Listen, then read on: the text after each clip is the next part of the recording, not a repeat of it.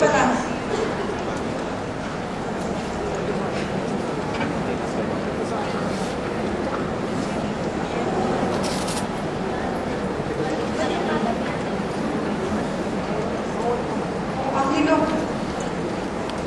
Samba ko niyang mukha mo.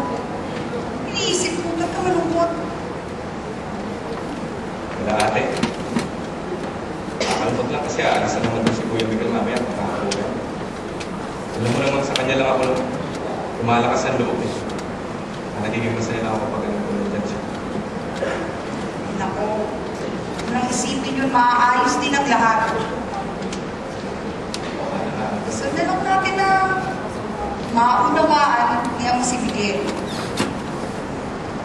Wala nag-iigip ka ba? Si Ama makakaunawa. Eh kung ba tayo nunawa nun?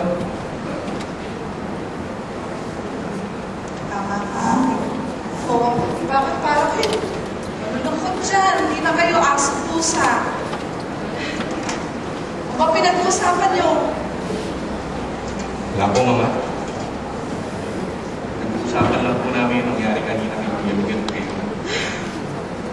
Pagdasal na lang natin na magkakaroon ng pagbabago ang pamilya mo.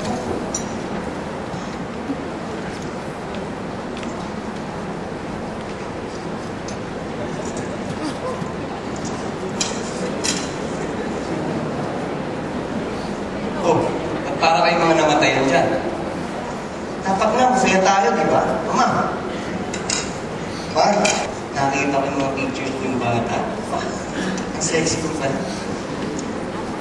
Tsaka tingnan nyo, lahat ko na pagkabata hanggang edad na kami. Tinago yan. Para sa mga anak ninyo. Tinago niyo ba ito? Tingnan nyo nga si Angelo, ba't nakapanda dyan? Uy! Papuli ako dito. Tago mo nga ito. Ano ba tinatago niyo pa yun?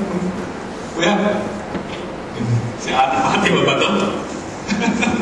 Tingnan mo yung suot to. Naka-micro-mini pa, lumalabas na yung punto ng panty na. Nakita ko na yan. Ate, ikaw ba ito nung naging gray na tagimapano? Tumigil ka! Tumigil ka! Teka, paano masaya tayo? Ganda pala ni Ate. Natutulog ako. Ma, ito yung music yung araw na yun. Yan. Basta tingnan yung lahat.